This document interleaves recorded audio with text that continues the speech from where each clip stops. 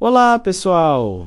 Tudo bem? Então, todos os anos, no 10º dia do mês sagrado de Muharram, algo extraordinário acontece em diferentes partes do mundo islâmico. Milhões de pessoas vestem negro, tomam as ruas em procissões emocionantes e revivem uma história de 1400 anos atrás que ainda ecoa com força nos dias de hoje. Este é o dia de Ashura. Para alguns, é um dia de jejum e gratidão, lembrando a libertação de Moisés. Para outros, é o dia de luto mais profundo do ano, quando se recorda uma das tragédias mais impactantes da história islâmica, o martírio de Hussein ibn Ali, neto do profeta Muhammad, no deserto de Karbala. Mas o que realmente aconteceu naquele dia no ano 680? Por que essa data divide o mundo muçulmano em formas tão diferentes de observância? O que significam essas procissões intensas, esses rituais de lamentação? E por que alguns chegam a extremos tão controversos em sua devoção? Hoje vamos mergulhar na história completa do Ashura. Vamos entender as origens, conhecer a tragédia de Karbala, descobrir como xiitas e sunitas vivem este dia de formas tão distintas, e explorar os rituais, jejuns e tradições culinárias que marcam esta data tão significativa. Esta é uma história de fé, sacrifício, justiça e memória. Uma história que continua viva e relevante até hoje. Vamos começar pelo princípio. Bora pro vídeo. Ashura é o 10º dia do mês de Muharram, o primeiro mês do calendário islâmico. O nome vem da palavra árabe ashara, que significa o número 10. Muito antes dos eventos que o tornaram tão significativo para os xiitas, já era um dia de jejum entre os judeus Yom Kippur e os primeiros muçulmanos. Quando o profeta Muhammad chegou a Medina, encontrou judeus jejuando nesse dia em comemoração à libertação de Moisés e dos israelitas do Egito. O profeta, reconhecendo Moisés como profeta também no Islã, estabeleceu que os muçulmanos jejuassem neste dia, dizendo que os muçulmanos tinham mais direito a Moisés do que os judeus. Inicialmente, o jejum era obrigatório, mas depois tornou-se recomendado quando o jejum do Ramadã foi instituído. Tudo mudou no ano 680 d.C. Hussein ibn Ali, neto do profeta Muhammad e filho de Ali e Fátima, estava viajando com sua família e um pequeno grupo de seguidores de Medina para Kufa, no atual Iraque. Hussein se recusava a jurar lealdade a Yazid, o califa omíada, que ele considerava injusto e ímpio. No deserto de Karbala, no 10º dia de Muharram, o grupo de Hussein, cerca de 72 homens, mulheres e crianças, foi cercado por um exército de milhares de soldados do califa. Eles foram impedidos de acessar o rio Eufrates por 3 dias, sofrendo com sede intensa sob o sol escaldante do deserto iraquiano. Na manhã de Ashura, Hussein ofereceu suas orações finais. Um por um, seus companheiros e familiares saíram para lutar e foram mortos. Seu irmão Abbas foi morto tentando buscar água para as crianças.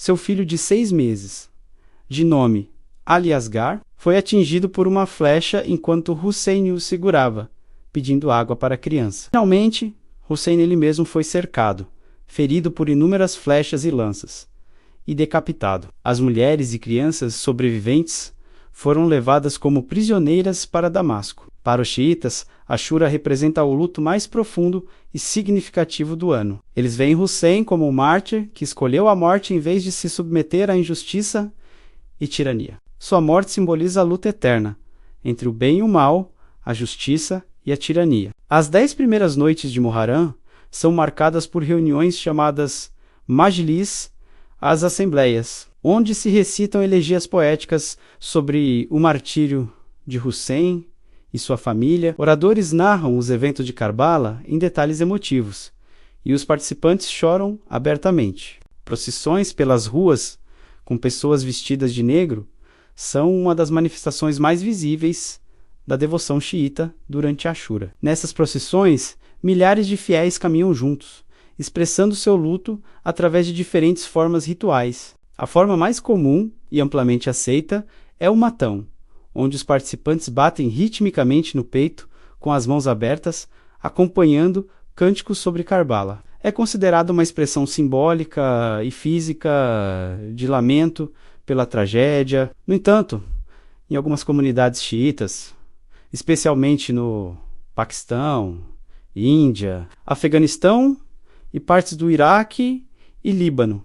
Existem práticas mais extremas de autoflagelação. O Zangirzani envolve homens se chicoteando nas costas com correntes, às vezes com pequenas lâminas anexadas, causando ferimentos invisíveis. A prática mais controversa é o Kamazani, ou Tatbir, onde participantes fazem cortes em suas próprias cabeças com facas ou espadas, resultando em hemorragia. Essas imagens dramáticas, com homens cobertos de líquido vermelho caminhando pelas ruas, chocam muitos observadores externos. É crucial entender, porém, que essas práticas extremas são altamente controversas, mesmo dentro do próprio xiismo. Muitos dos mais importantes líderes religiosos, xiitas, contemporâneos, têm se posicionado firmemente contra elas. O Ayatollah Ali Khamenei, líder supremo do Irã, emitiu fatwas proibindo a autoflagelação com líquido vermelho, considerando-a prejudicial à imagem do Islã e contrária aos princípios islâmicos de não causar dano ao próprio corpo. Ayatollah Ali al-Sistani, máxima autoridade para muitos xiitas no Iraque e mundialmente, também desencoraja fortemente essas práticas. Os argumentos religiosos contra a autoflagelação são sólidos. O Islã proíbe causar dano deliberado ao próprio corpo.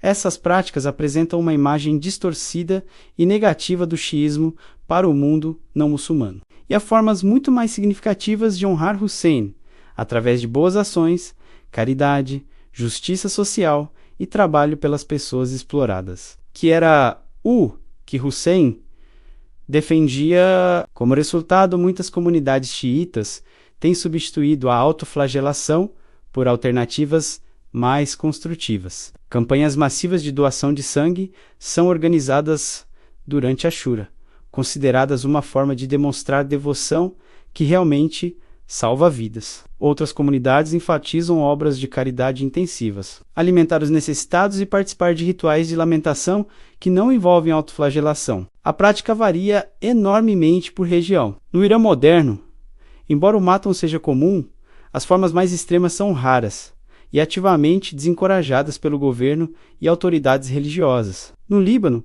entre comunidades apoiadoras do Hezbollah, há esforços ativos para eliminar essas práticas. No Paquistão e partes da Índia, a tradição persiste mais fortemente em certas comunidades, especialmente em áreas rurais, mas está diminuindo gradualmente entre as gerações mais jovens e nas áreas urbanas. É importante não generalizar. A vasta maioria dos xiitas no mundo não pratica autoflagelação extrema. Quando ocorre, está concentrada em grupos específicos que mantêm tradições mais antigas, frequentemente contra as recomendações explícitas de suas próprias autoridades religiosas contemporâneas. A discussão dentro do xiismo sobre essas práticas reflete um debate mais amplo sobre como expressar luto e devoção religiosa de forma autêntica enquanto se adapta às realidades e sensibilidades do mundo moderno. Além das procissões e rituais de lamentação, os xiitas também organizam representações teatrais chamadas tazi, no Irã e no Líbano, dramatizando os eventos de Karbala de forma emotiva. Peregrinações aos locais sagrados, especialmente ao santuário de Hussein em Karbala, no Iraque, recebem milhões de visitantes durante este período, em uma das maiores congregações religiosas do mundo. Após o jejum praticado por alguns, embora não seja obrigatório para todos os xiitas, muitas famílias preparam nas que são os alimentos votivos distribuídos gratuitamente em nome de Hussein e sua família. Incluem arroz doce, sopas de lentilha, halwa doce à base de semalina e bebidas refrescantes para simbolizar a sede que Hussein e seus companheiros suportaram no deserto de Karbala. No Irã e entre comunidades persas, prepara-se halim, que é um mingau espesso de trigo, com carnes e especiarias cozidos lentamente por horas. No Iraque e Líbano, quiema, um ensopado de carne moída, com tomate e especiarias. Bebidas doces e água fresca são oferecidas livremente aos transeuntes nas ruas, lembrando a sede dos mártires de Karbala. Em muitas cidades xiitas, estações de água gratuita são montadas durante todo o mês de Muharram. Para os muçulmanos sunitas, Ashura mantém seu significado original relacionado a Moisés, e não se concentra nos eventos de Karbala. Da mesma forma, embora reconheçam a tragédia e respeitem Hussein como neto do profeta, não participam de rituais de luto elaborados. O jejum é altamente recomendado. O profeta Muhammad orientou jejuar no dia de Ashura e também no 9º Tazua ou 11º dia para diferenciar-se dos judeus. Há narrativas de que jejuar em Ashura expia os pecados menores do ano anterior. Não há procissões, lamentações públicas ou autoflagelação. O dia é passado em oração, leitura do Alcorão e reflexão. Muitos sunitas aumentam suas boas ações, caridade e passam tempo com a família. Em muitas comunidades sunitas, especialmente na Turquia e nos Balcãs, prepara-se ashuri ou noas pudding, uma sobremesa doce feita com grãos, feijões, frutas secas, nozes e açúcar. A tradição diz que Noé preparou este prato na arca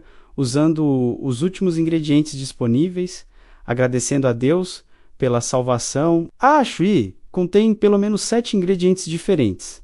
Algumas receitas chegam a 40, simbolizando abundância e gratidão. É preparada em grandes quantidades e compartilhada com vizinhos, amigos e familiares, independentemente de religião. Algumas famílias também preparam pratos simples e nutritivos para quebrar o jejum, sem grande elaboração, focando na humildade e simplicidade. A diferença fundamental está na perspectiva histórica e teológica. Para os xiitas, Ashura é intrinsecamente ligado à narrativa da sucessão do profeta Muhammad.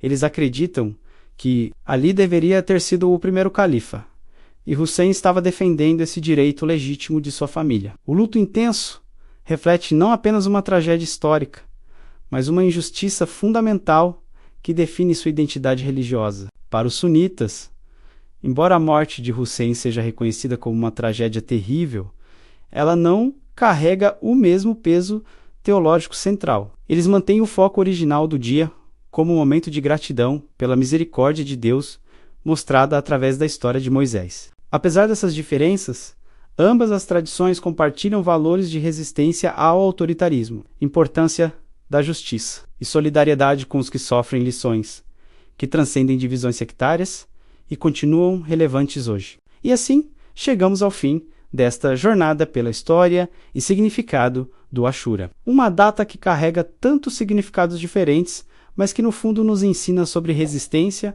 justiça, memória e fé. Muito obrigado por assistir até o final. Nos vemos no próximo vídeo.